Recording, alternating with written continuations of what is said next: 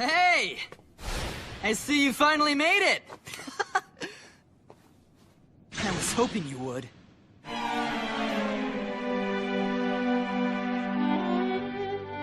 I never thought that you'd be the Pokemon League champion. Makes sense though, right?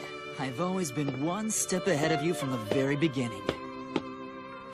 While I was working on my Pokedex, I searched everywhere for the perfect Pokemon.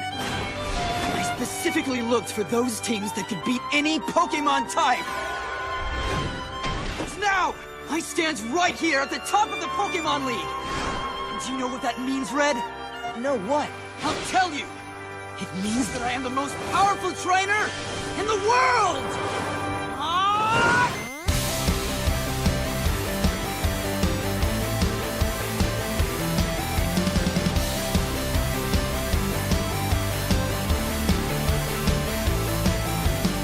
Okay, my cautionary tale. Okay, be really careful about, well, I'll just tell the story first. So, I play League of Legends quite a bit now, and I have a few friends that play it, a couple of which I go to school with. They're like my only IRL friends, and oh my god, it's so good. Thank you for giving me that. You're welcome. Okay, anyway, so they wanted me to play a game with them the other night, and I really didn't want to play, but I was like, yeah, sure, whatever. And so my boyfriend's a way better player than me, so I made him play while I went and made us dinner. And he was like, oh my god, they're so bad. And then I was like basically talking crap about each individual person that I know on there. And then after the game, this guy was like, hey, you should really turn your mic down, because we can hear everything you're saying. I was like, what? No, it's muted. It's like, it's in my hand.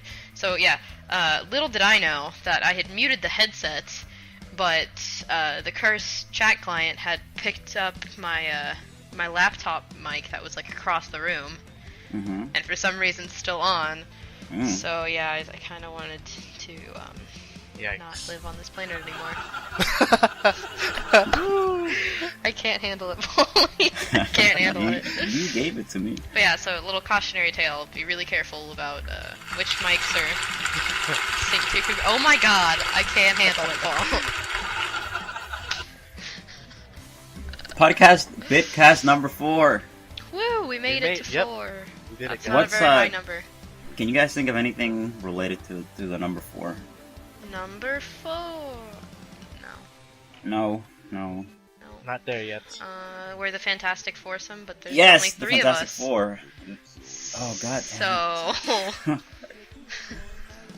We're still the Fantastic Four. I'll go with that. I said foursome, but yeah. Yeah, I'm cutting that out, Sierra. How dare you? how dare you bring that into the show? Are we just gonna go straight into this week's top 10?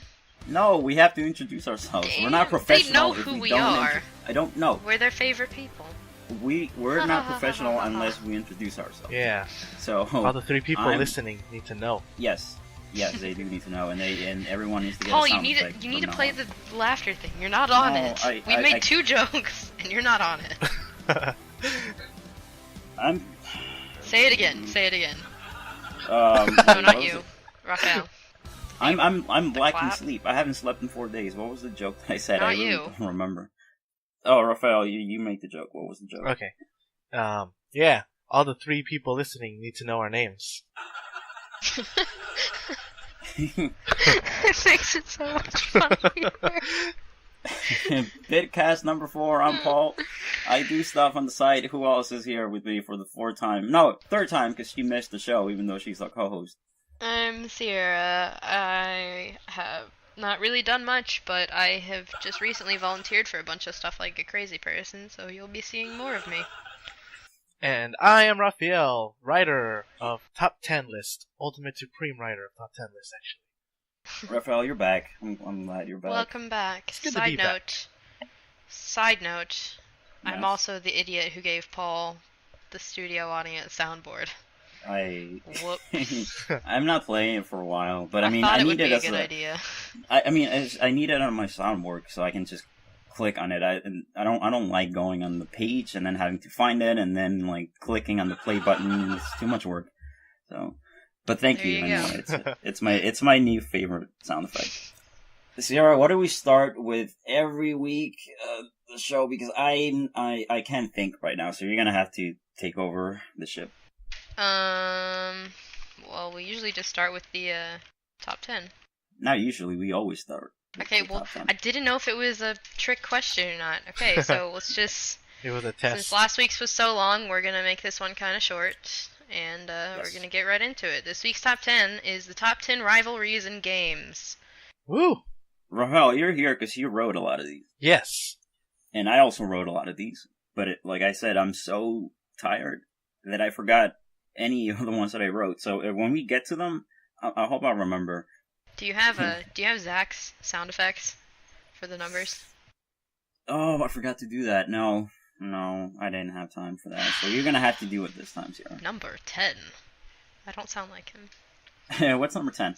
Number 10 is Shovel Knight / Black Knight. Oh my God, nobody's here who's played the game. I don't want to say slash. Cut that out. I will definitely cut that out. No, you won't. We all know you're lazy as shit, Paul. Oh man, okay, I need a sound effect for that. Ooh, you need the ooh, that one. Because it was like $3 at Game Exchange. Why? So Shovel Knight. Yeah. It's who's the rivalry between Shovel Knight Shovel Knight and Black Knight. Also, just a reminder, I want to say this real quick because it was the top 10 rivalries in video games. So I had to put a note at the beginning because I didn't want to get anyone complaining about what a rivalry is or what we meant as in rivalry. Here are the rules that I made for this top 10. I kind of took over this top 10. So number 1, it had to be rivalries within the games themselves. Like they had to be the two rivals have to be in the same universe. So immediately we discounted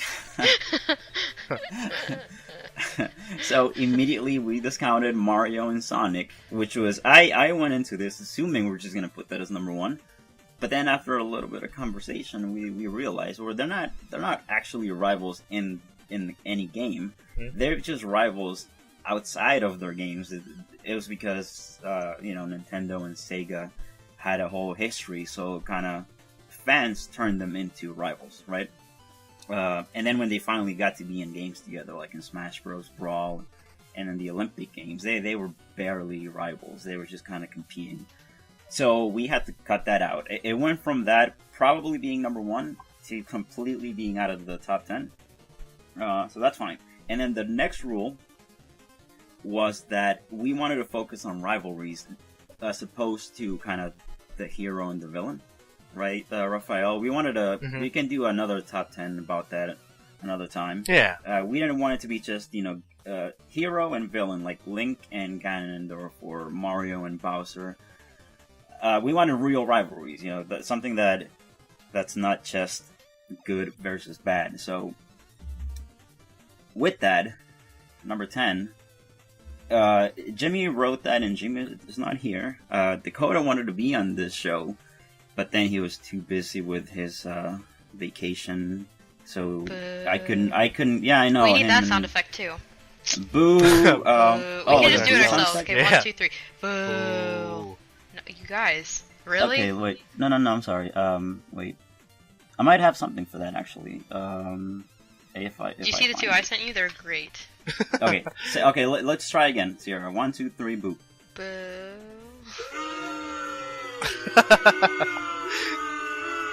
Actually, I forgot I had that. But yeah, I wanted Dakota, one of our writers, was gonna be on this episode because he was gonna talk about his review of the new Shovel Knight. I think it's DLC that just came out, and he also reviewed the original game not too long ago. But yeah, he was too busy with his wonderful life and him being on vacation and his stable relationships. Can you tell I'm tired and I'm hallucinating at this point? That's true. So Shovel Knight. So Shovel Knight, Stop yes. agreeing with you. Shovel Knight, yeah. Okay, so Black Knight is the first boss in Shovel Knight, Uh-huh. and he is his foil. He is his opposite, Mhm. and he also has a shovel, but he wears black armor and uses similar moves. And I'm kind of just reading this off the site because I have no idea what Shovel Knight is. I'm guessing it's a knight with a shovel, but yeah, they're just kind of rivals. So yeah, they're working towards similar goals, which is protecting and saving Shield Knight. They're not enemies, but they are fighting for the woman that they love. Mm-hmm. Rafael, I think you wanted to say something. Oh yeah, just to add a little bit, Black Knight definitely has cooler armor. Oh yeah, it's really cool. Mm-hmm. He has cooler little horn things on his helmet. Yeah. Yeah, he does have. Number 9. Number 9 is. Wait. I'm sorry to stop you. Mighty number 9. God, Paul, no. 9 is Master Chief and Arbiter from Halo. From Halo, yeah. And Toss it over to you because you wrote that one. Yes, thank you. Yeah, I'm glad Master Chief and Arbiter made it to the list. You're the reason they made it. Yeah. Actually. Yeah. When there was talk about pushing them out, my heart skipped a beat. No, but they're really two cool characters who are very similar and definitely have a rivalry because at one point they were both enemies. They were fighting. Master Chief was fighting for humans and their military, while the Arbiter was fighting for the Covenant forces. And eventually, after Arbiter finds out that his faith and everything that he believed was a lie, he helps Master Chief to stop the Flood and eventually save the entire universe from this parasitic organism from wiping everything out. And again, they're both like that's supposed to be the top of their. They're supposed to be the best warriors of their respective clans, cultures, or however you want to take it. And it's great to see them, fighting together. And it's almost indistinguishable between Master Chief and Arbiter when you play them, because even it's the same game. There's not really too much difference when you play as either one in those games. But embodying or playing as one of them embodies the other because they're both kind of attributed as the best of their kind. And I'm glad they made it to this list. Yeah, no, I'm glad they made it on this list. If it wasn't for you, we would have completely skipped over this and left something ridiculous on that, like Sonic and Knuckles, I think. Oh yeah, yeah. That wasn't a bad one actually. That one was okay. All right, you want to take number 8 as well? That one's yours. Yes, number 8, which I think kind of exemplifies this list because at its core, rivalry starts at one place, and like one of the biggest rivalries I can think of is sibling rivalry. And of course, that's what we have here at number 8 with Solid Snake and Liquid Snake. I mean, they're both clones, not necessarily brothers, but they see each other as brothers, of the same genes, of the same means as Big Boss. And it's in Metal Gear Solid where we see them combat each other for gene superiority, and especially that last fight atop of the Metal Gear when Snake and Liquid have to fight each other. I know it's repeated again in Metal Gear 4, but that's with Liquid Revolver. Yeah, Liquid's arm. Yeah, just his arm. So not necessarily the same thing. And it's that rivalry we see boil up in the first Metal Gear Solid game. You know what's funny? We've talked about Metal Gear Solid like 4 weeks in a row. Oh, yes. Yeah, and I don't really like it that much. So. We always end up talking about Metal Gear Solid at some point, and the funny thing is, I'm not gonna say what next week's top 10 is, but yeah. Don't be surprised, folks. Don't be surprised if there's some Metal Gears Solids in that one There's too. gonna be Metal Gear on top 10 Pokemon. Like, Yeah, top 10 Pokemon number 1 is Solid Snake. Mm-hmm. Somehow. Top 10 Mario games or top 10 Nintendo games. Metal Gear Solid. Top 10 games of all time will be all Metal Gear games. Oh my god, no. I will not stand for this. Alright, moving on. Number 7 is Dante and Virgil from Devil May Cry. Anybody want to take this? Paul? No? Okay, well, I'll just wing it since I've never played Devil May Cry. Yeah, it looks pretty go for cool. Mm-hmm. But, okay, apparently this doesn't come about until the third installment, where we learn the full extent of the polarizing differences between these two twins of the demonic knight Sparta and human Eva. That's a direct quote, by the way. Okay, Dante, the main protagonist of the title, embraces his human side, while Virgil has an insatiable hunger for power that draws him closer to his father's demonic side. Again, direct quote from Diego. So this is another sort of sibling rivalry, Yes. and they. I just remember this was another one that almost didn't make the list. I think I brought in Diego at the last minute, and he kind of convinced everyone that it should be on the list because this was also, it was borderline.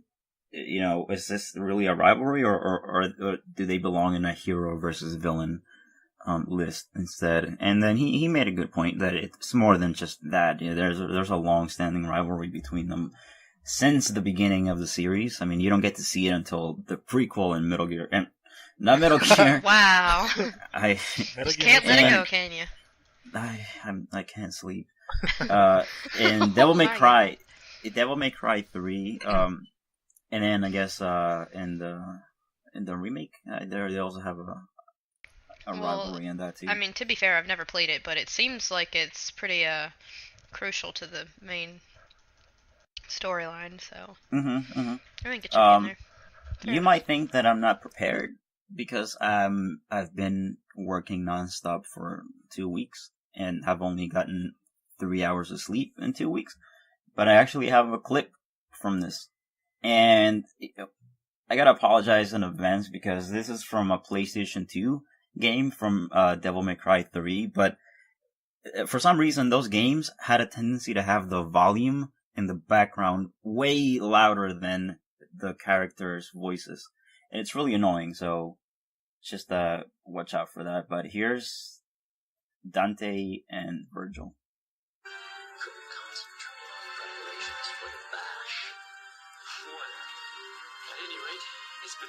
Since we last met. How about a kiss from your brother? Or better yet, how about a kiss from this? He just pulls his gun out. So, this is what they call a heartwarming family reunion. You got that right. And then they fight. I'm not sure if that's in the middle of the game or at the end of the game. I haven't played it, so I have no idea. But I haven't either, but I would totally play it. It sounds epic.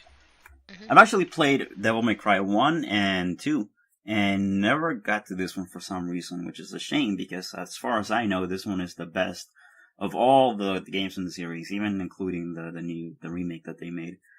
Alright, well, number 6. A crowd favorite, Fox and Falco. I guess I can talk. I can talk about this. I mean, I don't mind. Everybody knows Fox and Falco. I mean, if not from Star Fox, at least from Super Smash Bros. Mm-hmm. You know what's? I think at first when we were talking about Fox, I think we brought up. I think on the list we had Fox and Wolf, right? I think at the beginning. Yeah.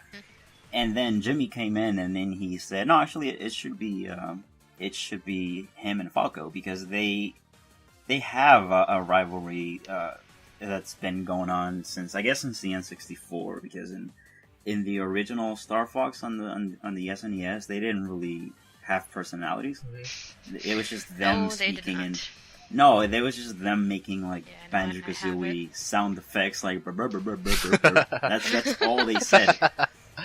But then in Star Fox 64, they had. Then they kind of gave them that rivalry. And it's basically Falco being a dick to Fox the entire time. Yep. But I mean, they're on the same team, so that's definitely a rivalry, not, a villainous type. It's more combative in their nature, just like to get things right, to get things going for them. Yeah. It seems to me kind of like a big brother, little brother thing.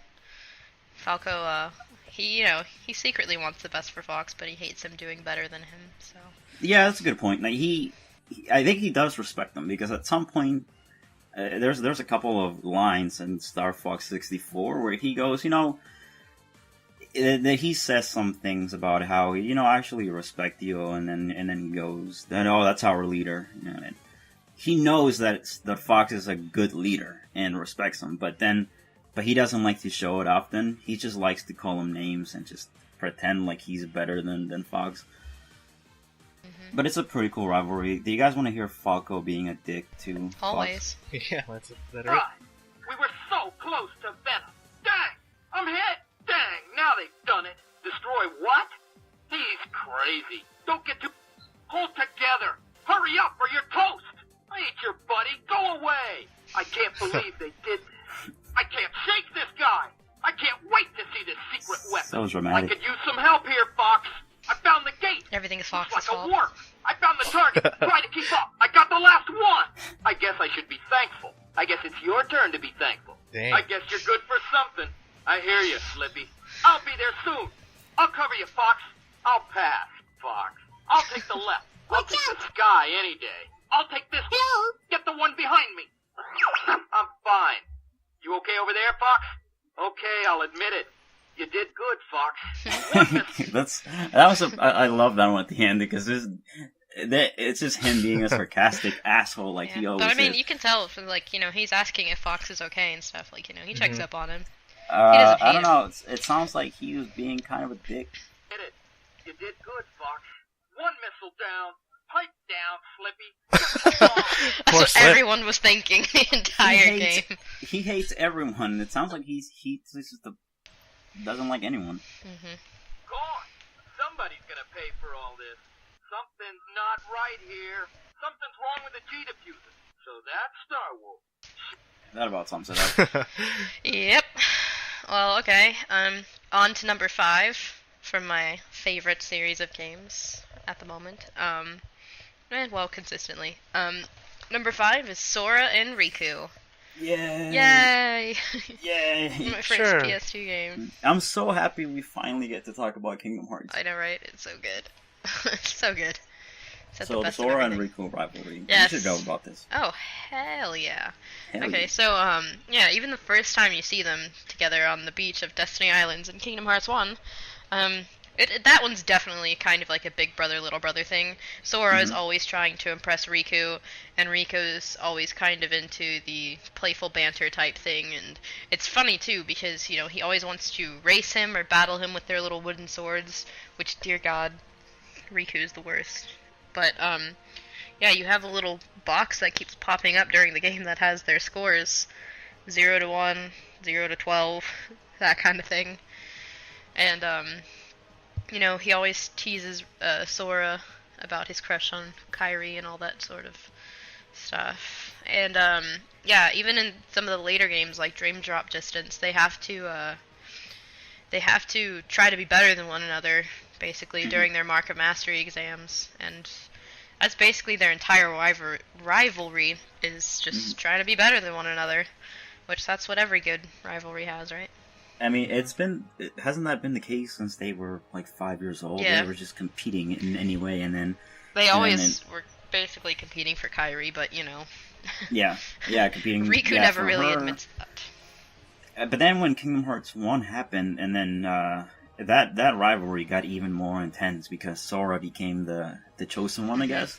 And Although, Riku was wasn't- kind of the... Wait, hold on. broken bone. I haven't played Dream Drop Distance yet, but I don't know. I mean, like I said, I'm tired. But wasn't it the case that it was actually Riku in the end who was the chosen one, and something happened in the first Kingdom Hearts where that, I don't know, he got too much Spoilers.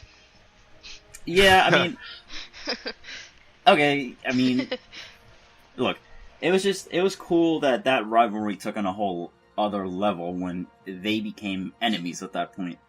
They went from friends, and then they went to, like, legit enemies. I mean, where but that was Riku- they kind of had to, at a certain point. Yeah. But they ended up being friends again after that. So I mean, and now they're friends again, but they're still competing, aren't they? always. Yeah. Always. So, Sierra, what's my favorite Disney movie? Pinocchio. Come on now. Hey, let Pinocchio go, Riku. A puppet that's lost its heart to the heartless. I love this. Maybe it holds the key to Of course you helping do. Kairi. How about it, Sora? Let's join forces to save her. We can do it together. What? You'd rather fight me? Over a puppet that has no heart? Heart or no heart, at least he still has a conscience. Ooh. Conscience. Burn. You might not hear it, but right now it's loud and clear. And it's telling me you're on the wrong side. Pinocchio! So I was looking for a clip of them, any kind of clip of those two talking, and then I remember this one scene. I think it's perfect for this top 10 because it's them. They're still friends technically, right? They're like, I think this is the first time Sora has seen Riku since they got separated. And now he doesn't really know what Riku's up to. He's just being weird and strange. And like, what are you doing? Like, are you gonna help me? Where's are you still looking for Kairi? So they're kind of they're in this point in the game where I think Sora is realizing that something's going on with Riku. Like they're not friends anymore, and then but they still kind of are. So they're friends and they're becoming enemies. So. Also, because this is the scene with Pinocchio, so I mainly wanted to play it because of that. It always bothered me though that Riku sounded like he was about 10 years older than Sora. Always. You can blame Jesse McCartney for that. No, Jesse McCartney was Roxas, not Sora. Oh wait, who was Riku? Not Jesse McCartney. I thought. Yeah, you're right. I can't think at this point. Okay, so we'll move on. Wrapping it Let's up. move on. The top four now. Number Top 4 is four. Phoenix Wright and Miles Edgeworth. Wait, what? Who? Phoenix Wright and Miles. There it is. I knew that was coming. I knew it. I hate Okay, you, Paul. so so I took number 4, Phoenix Wright, Miles Edgeworth, and it was Okay. It was a tough Okay, one. you know what? Hold on. Okay. I'll stop myself. Objection overruled! Okay, continue. Okay. So number 4 is Phoenix Wright and Miles Edgeworth, and it was kind of a tough one to look at because none of us had too much experience. But after looking at some of the gameplay and reading up on their history and their past, it's rivalry very much like we talked about Fox and Falco, that they're pushing each other to be their best, and it's interesting interesting and very cool that we got them on the list because unlike everyone else on the list, their rivalry doesn't take place on a battlefield. You know, it's such a weird kind of game that it's in a courtroom, and as I write in the little blurb, that litigation is their weapon. You know, they know the law, and that's what they're using to fight against each other with, to test each other with. Yeah, you know that also love blooms on the battlefield too. Yeah. Alright, breaking into the top 3 is Scorpion and Sub-Zero from Mortal Kombat. Objection. One of my other favorites. I mean, Mortal Kombat was always too graphic for me as a kid. It freaked the shit out of me, so I played Tekken. But, you know, now that I'm older, I kind of dig it. There's certain days where you just want to rip people's spines out, and that, you know, Definitely. helps keep you out of an asylum, so... Go for it, Rafael. Take it away. Yeah, I mean, it's really easy to see these guys up on here.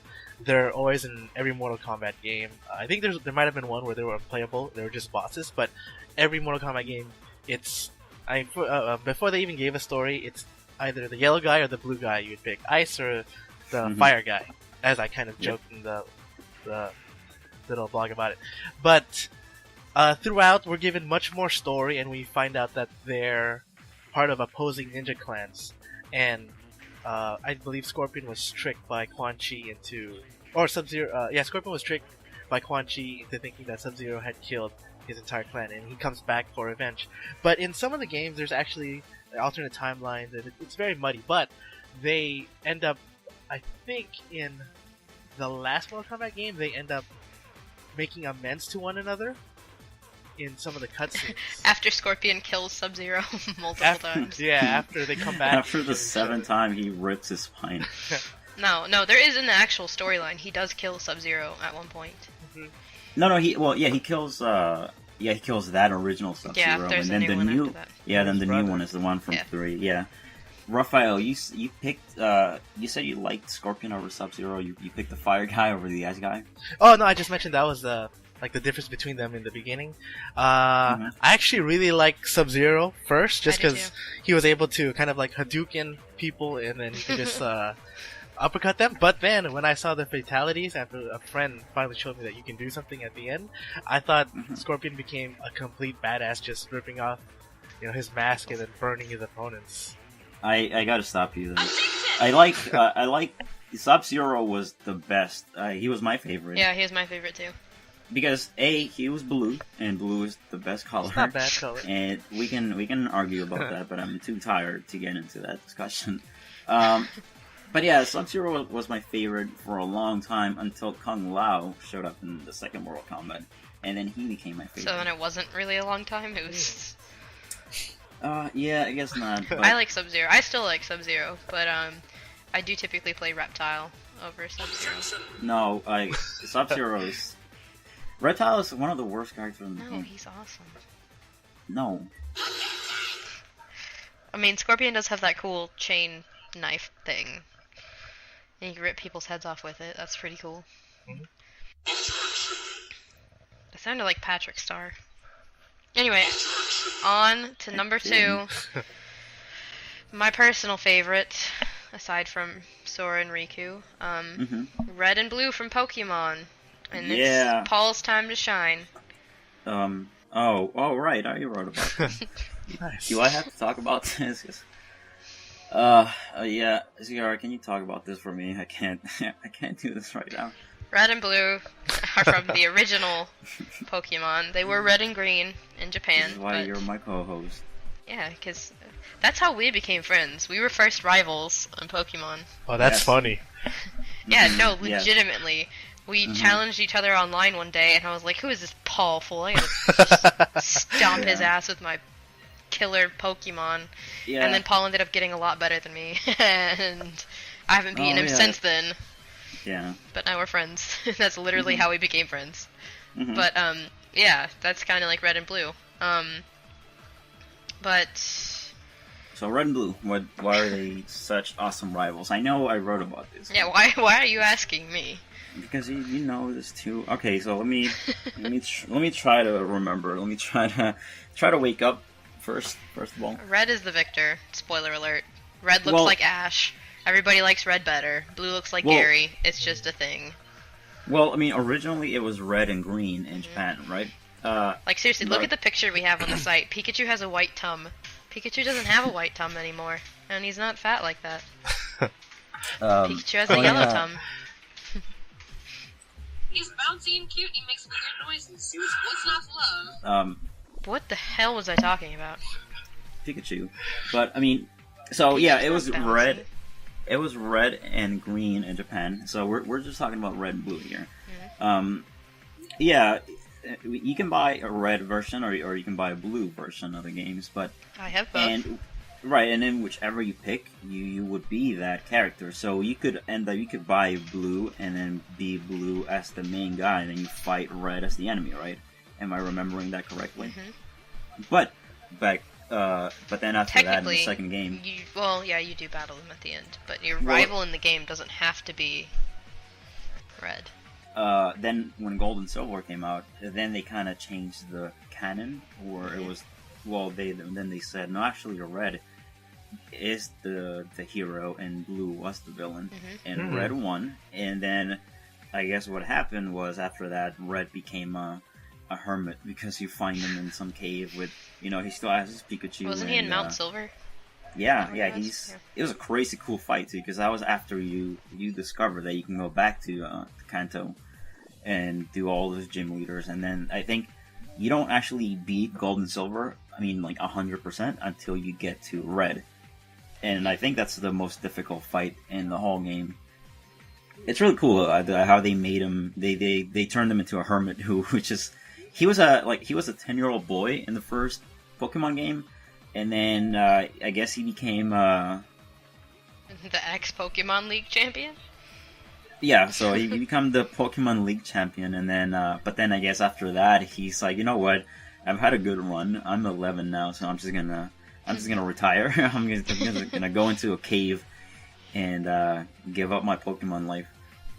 But the cool thing about this as a rivalry, why it's so high up on the list, is it's the definition of like a rivalry in video games. I think it's actually one of, probably aside from number one, it's a rivalry that kind of, the rivalry between him and, you know, your rival, because he was called your rival in, you know, in Pokemon Red and Blue. That was the point of the game, because it was you trying to outdo him the entire time, and then Blue was always a step ahead of you the entire game. You would get to a gym, and then Blue, which he had just beaten like the gym winner. Yeah, I hate yeah, he had just won. He was literally a step ahead of you the whole time, and even until you got to the Elite Four, and then you beat the Elite Four, and then you find out, oh, Blue beat me to them, and now he's the Pokemon League champion, so now I have to fight him. And then that kind of, once you beat him, then that kind of finally puts you ahead of him for the first time in the whole game, and then that's the end of the game, and that's why it's so high up on the list. Yep. Alright. And, number one, our big number one, is, I don't know if it's Ryu or Ryu. I always called him Ryu, but Paul calls him Ryu, so... It's Ryu. Okay, whatever. Ryu and Ken from Street Fighter.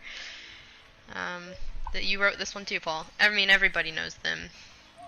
Yeah, it's Ryu and Ken. I mean, I don't know what else I can say about them. It's Ryu and Ken.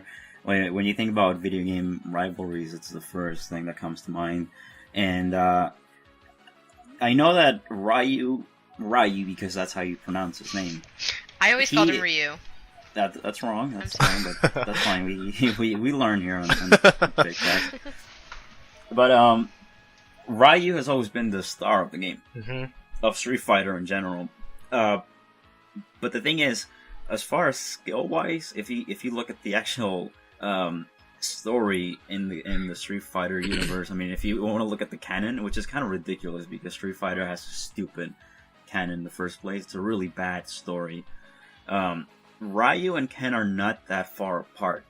It's kind of like with Red and Blue. Ryu has always been ahead of Ken by a tiny bit, and Ken has always been trying to beat him in some ways. I can't remember right now because I'm way too tired, but I know that chronologically, I think Ryu lost. I forgot which tournament. But then Ken stepped up, and then he ended up winning that tournament, and then, but then Ryu won the one after that. Hold on, Rafael, are they brothers? Because that's what I keep forgetting. If they're brothers, because they're not from the same country, and they don't really look alike. Yeah, no, they're not brothers. They're brothers in regards to their style. They're you wrote Shoto Karate, so because they're both have essentially the same kind of fighting style. They're both under the same tutelage of, was it Goku? Goku? Their teacher. Maybe.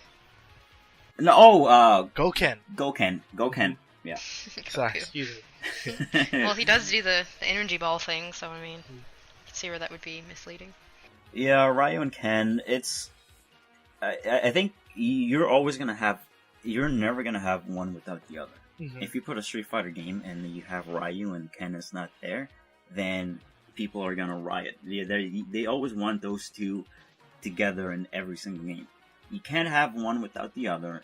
They have to be together because both of them kind of represent the Street Fighter that the whole series is about.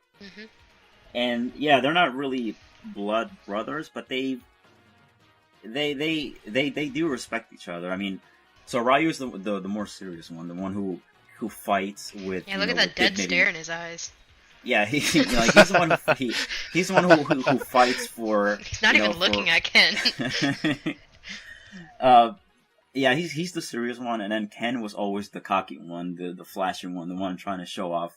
So I think it's a cool chemistry that both of them are so different in the way that they are, but they still kind of respect each other so much that they consider each other brothers. And skill wise, they're pretty up there. You can't really say that Ryu is the official winner of the two, because they've been trying to outdo each other since the beginning of Street Fighter, but they're always basically one-upping each other in any way they can.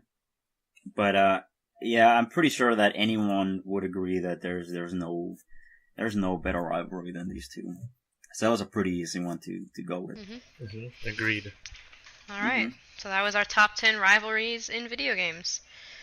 And what do we want to finish with? Pokemon of the week was Jigglypuff, a little pink ball of cute. You hate Jigglypuff. I do. It's so annoying. But he's cute. He's cute. I'll give him that, except for his big creepy eyes of soul penetration. But you know, he's okay. His little hair swirly's kind of cute. I don't know. I like him sometimes. I think I might have to cut that out. I'm not sure we can use that word here on the cast. Oh, penetration? Hey! I'm just gonna keep saying it. Say it too many times so you can't cut it out. That wasn't me. So yeah, what else? Yeah, that was you. No, that wasn't me. That was my boyfriend's phone because he's inconsiderate. I didn't even hear that. Oh, never mind. Yeah, you're good. So you guys want to go to break? Let's go to break real quick, and then we'll come back and we do the... Rafael, you have a review you want to talk about? Yeah, sure. I'll talk about Stasis. Okay, well, let's go on break, and we'll be right back. Ground control to Fox McCloud. Sure, your dad is dead, but probably he'd be proud. Ground control to Fox McCloud. Commencing launch, I'll count aloud. Don't forget that fancy scarf you like to wear. Good luck.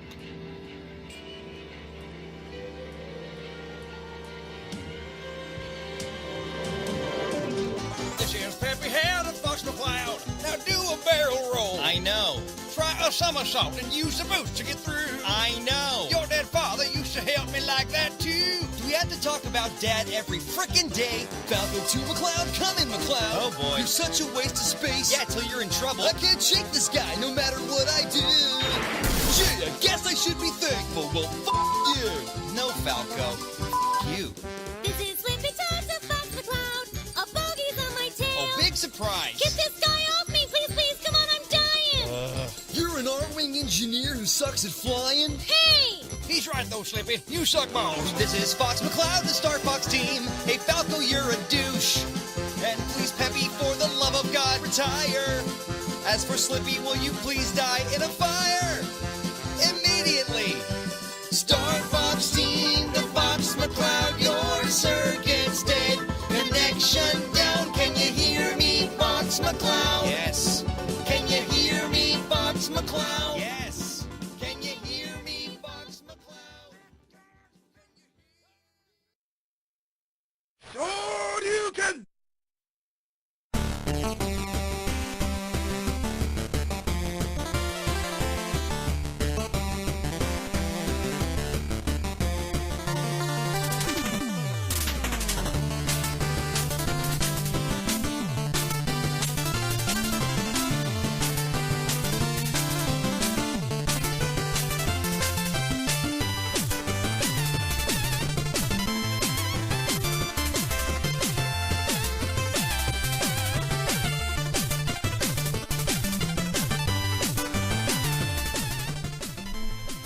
Sierra, you gotta say something funny when we come back. Should I just make a fart sound? Do it! No. Do it! No. Do it! Oh, it was a joke. Now you have to do it now. Okay. Thank you. You're welcome. You are number one. I watched the Scorch Trials today, the sequel to the Maze Runner. Holy crap, that would make the best video game ever. Wait, what movie? Scorch Trials. Is that a new movie? Yeah, it came out last weekend. It's the sequel to Maze Runner. Wait, the sequel to the Maze Runner, which just came out like 2 years ago? Yeah. Huh. Yeah, it came out last weekend. It's so good. There's like everything in it, but it would be a really complex game to make because there's so many scenery changes. Just fair warning though, there's really scary zombies in it. I was not expecting Spoilers. that. Spoilers. No, that's not really a spoiler. That's like, you know, the main plot. There's, I mean, Well, like I they mean- talk about it in the first one, the flare virus and everything, which is why they're in the maze because they're immune. But holy crap, so scary. Well, I mean, when I watch the movie, I'm gonna be expecting zombies at this point. Well, you should have already, like, I should have expected it from the first one because they talk about it. Like, I haven't seen the first one. What? Yes. Oh, okay. Well, I'm not gonna say anymore because the first one The is. movie was not terrible. It was really good. What movie? I don't know. You were the one talking about it. You said it. I don't know. It was probably. I don't know. Sure as hell wasn't that Mario movie. That was so bad. That was a good. Oh no, that was a good bad movie. No, it wasn't. The Goombas were terrifying. The Goombas looked so great. No, they didn't. Everything You about remember that this- movie was terrifying. I don't even like Mario that much anyway, but that Remember the movie just scene- sealed the deal. You remember what Yoshi looked like in that movie? Yeah, he was a dinosaur. I mean, he technically Yoshi is a dinosaur. Yeah. But that's not when I played the games. That's not what I was picturing. No, I wasn't either. I didn't expect her. Like I didn't. I also didn't think he was expect the Goombas to be terrifying, like mini head giant body men with like Yes. the scariest eyes I've ever seen. I don't know what that was about. I mean, yeah, but Yoshi was basically just a velociraptor. Yeah, Like, he's a not baby even supposed to be a velociraptor. What the hell? What was up with that movie? I don't know. Bowser. Stop Bowser talking was about- just. Oh my god. Bowser was just a guy. Yeah, that whole. No, but then at the end of the movie, you can see his like Bowser form for like a split second when he's about to die. Mhm. So he was just dressed like a human the entire time. But I mean, Yeah, that movie is really traumatizing, and I prefer to like let it die. Just let it die. Okay, so Rafael, you have a review you want to talk about while we're on the subject of traumatizing, horrific things. Oh no, we don't know if the review is good or not. Great transition, great segue. Because I reviewed Stasis, and the atmosphere in that game is amazing. It's very much like Dead Space. It's a lot I slower. haven't played that yet. Yeah, it's a lot slower because it's a point-and-click adventure. But the atmosphere is grotesque, it's grimy, the visuals are just, they'll draw you into the game. If you can go through the puzzles, I know old-school adventure point-and-click games are not too common these days. I mean, they are on PC at least. But, not too many people are familiar with those kind of games anymore. And I think Stasis is a really good one to try for people who are looking for that kind of adventure.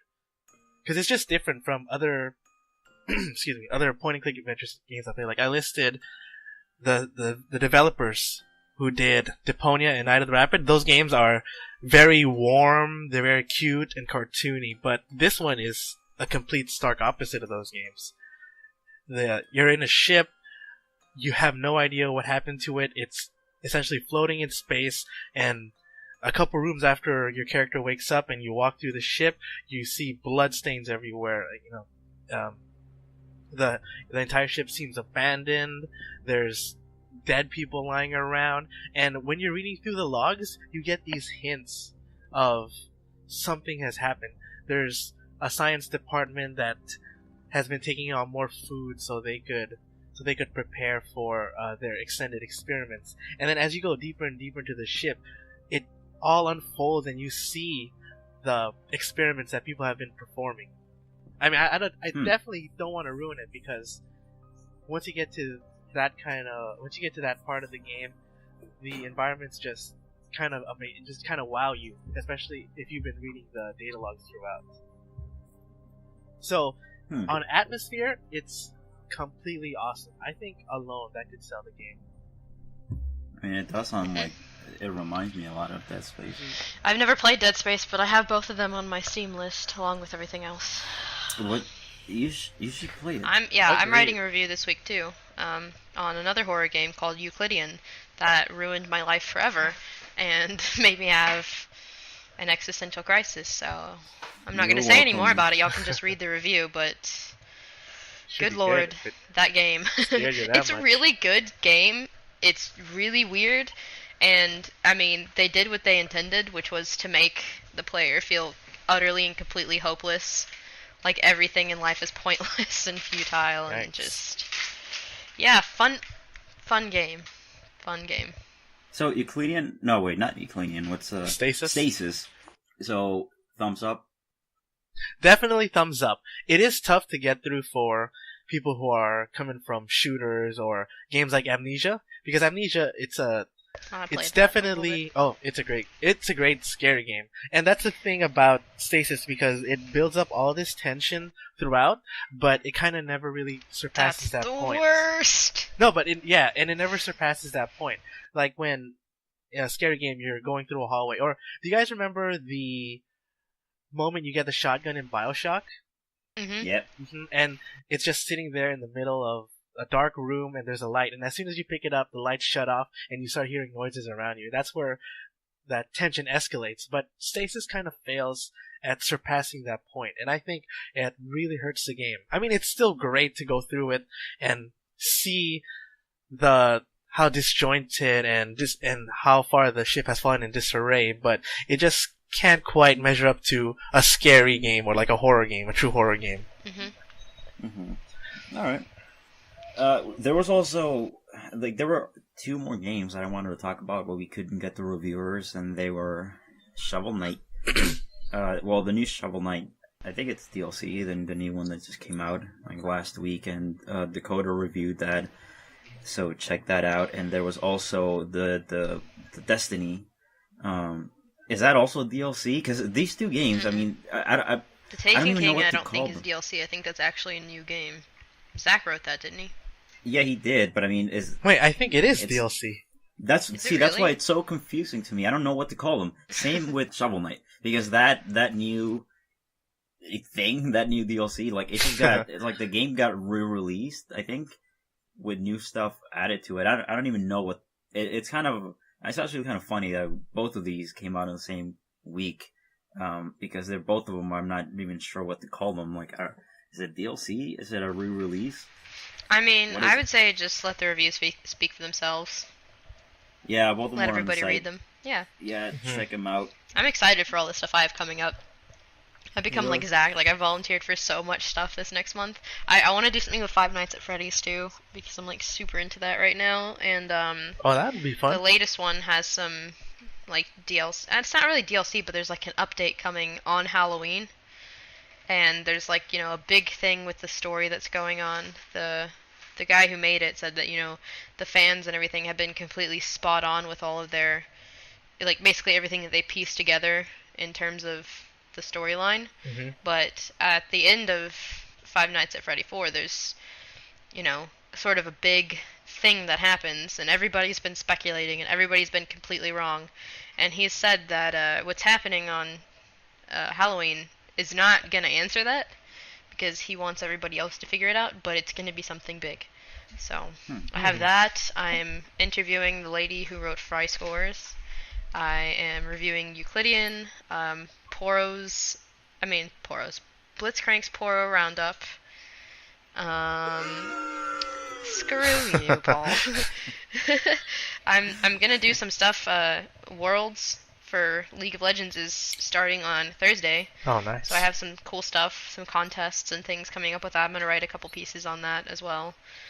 Yeah, you're the female Zach. I am, and then I have the top 10 that I'm working on for next week with Rafael and Zach, and then I have my own top 10 for Halloween about jump scares. I can't. You're spoiling it. Okay, not jump scares. I have a top 10 for Halloween that I'm not going to talk about. Cut that out. Cut that out. I have a lot of stuff I have to do and school, and I'm going on a camping trip, so yay. There's a lot on your plate. Paul, what about you? What are you doing? Sleeping? What am I doing? I'm sleeping. I'm surviving. I'm trying not to die. At this point. You better sleep before you start hallucinating really scary things. Yeah. Or you get that, but it's like this disorder, it's like exploding head syndrome. Mm-hmm. Have you heard of that? No, it's where when you're about to fall asleep, you hear this like crazy exploding sound in your head, and it like jolts you awake. It can lead to insomnia. I had it was crazy. I was last night. I was kind of texting a friend. We were just kind of chatting in the middle of the night, and and she was like, why don't you go to sleep? It's 4 a.m. and you have to be up at 7 a.m. Actually, I had to be up at 6:30. But it was 4 a.m. and I'm still working. I'm working on editing a few things. I had to get some clips. I had to email the lady whose book you're interviewing her for. I had to do. I was still like, I'm like, no, I have to do these things. I have to get them done. So in the middle of doing all that, I was, kind of texting my friend, and then I kind of woke up 10 minutes later, and then I said, wait, how long has it been? And she was like, I don't know, since the last time I said anything back. And she said, it's like 10 minutes. And I was like, I just had a dream. Like, I fell asleep for 10 minutes and I had a full-fledged dream. Yikes. And it was I don't even, Sierra, maybe you can try to interpret what happened. Sure. I was just walking in the middle of the night. Mm-hmm. I think I was walking home. And I'm not gonna name people, but I told her who it was. So I walked by a store that one of our friends is a manager at, and I saw that they were in there having a meeting or something. They were talking. So I do the thing where I just kind of put my face on the wall and like on the window, and I go hi, or just knock on the window. Yeah, I lick the window. Just kind of to say hi. But then, and then my friend, he opens the door and he's like, "Oh, Paul, come here. We were just talking about you." And I'm like, "That's weird. I don't even work there, but okay." So he lets me in. It's like midnight. It is after hours. So I go inside. They lock the door and they are having a meeting about me. And hold on. And this is the weird part. In this meeting, there's about 5 people, and I know these people. They work at that store. The Hulk is also in the meeting. He is in the middle of the room, but it's not like nobody's saying anything strange about how the Hulk is in the middle of this room and in the meeting. Like, he's a staff member, I guess. But it's just the Hulk, like his head, he was like crouching down because he could barely fit in the room.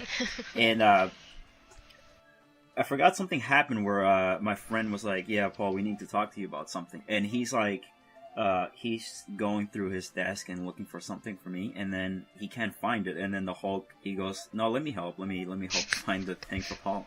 And then the Hulk is just, and then he wants to help, but then he starts breaking like things. Like, he starts breaking a lot of the things in the store. And this is the part that I remember later, because I woke up, I told her this story, but that part I couldn't remember that specific thing, that the Hulk was destroying everything, and then he was basically destroying the store until it was collapsing.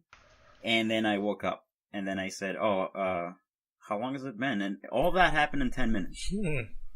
So, Sierra, what was that about? What does that mean? It seems like you're worried that people are talking about you and think that you can't do a good enough job. Okay, what about the Hulk? I don't know, there's somebody else undermining your efforts and destroying everything. Oh. Not me. No, it doesn't mean that it's actually happening. It just means that's what your subconscious thinks. Okay, but There you go. it could mean anything. I just want to know what the Hulk was doing in the meeting. Like, whatever, I'm the Hulk. I don't know. Did you eat cheese before you went to sleep? I eat cheese all the time. Well, there you go. That's why the Hulk was there, because you ate cheese, and you're being punished for that. Fact. Yes, fact. Question of the week. Oh, yeah. What's your longest... where is it? It's like, what's your longest game time? Or total playtime? Longest total playtime. I'll go first, because I remember specifically. Actually, well, I don't... The thing is, I don't know how long I actually spent in games like Donkey Kong Country a long time ago, because they had a really specific cutoff point. Mm-hmm. Like, after a couple hours, they wouldn't count your hours anymore. And then God knows how many hours I spent playing Mario and Tetris and, the old Pokemon games. But I know that in X and Y, I have 770 something Wow. hours. Yeah. I thought I had a lot. Mine Paul was like wins. 300 and something. And well, Here's my excuse. I was going through a breakup. I was pretty depressed, and then I found Pokemon again. I hadn't played Pokemon in a long time, and then I just kind of that's how you found me. Isn't that so lucky? And then that's how I sunk all the hours. So yeah, for me, the only one that I can think of that's actually that you can see all those hours on there is Pokemon. I can take a screen cap and put it in the article of how many hours I have on that thing. Actually, it might be more than 700. It might be 800 at this point. Who is this person? Is this a bit cultured person? Who are you? Yes. No. Do we have a? Is there an Ian? That's a bit cultures person. No.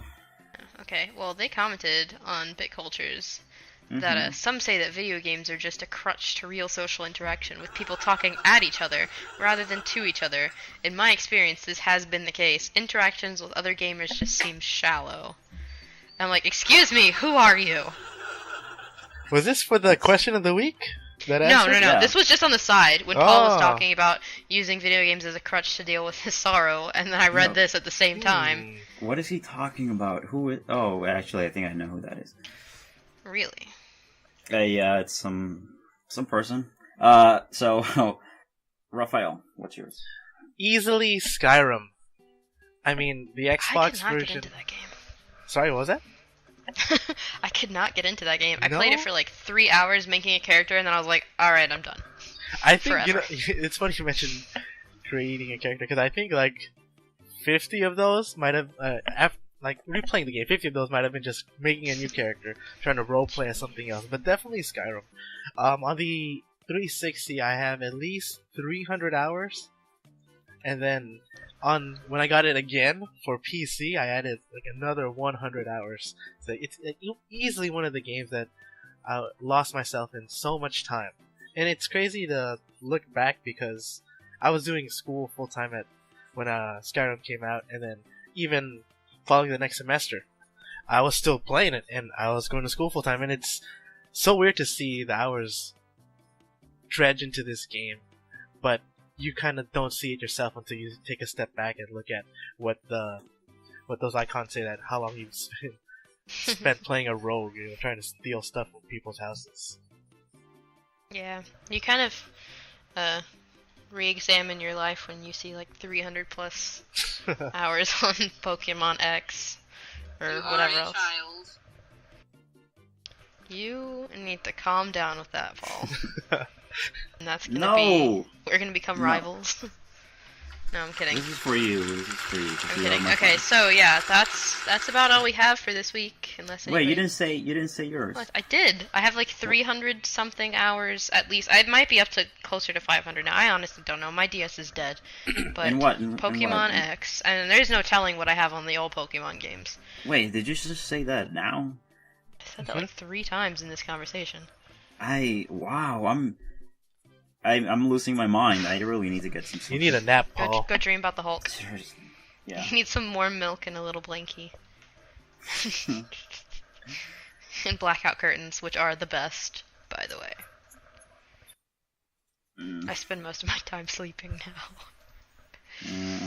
That's less of a joke than I wanted it to be. But yeah, okay, no, wait, you know what? Try it again. I got you.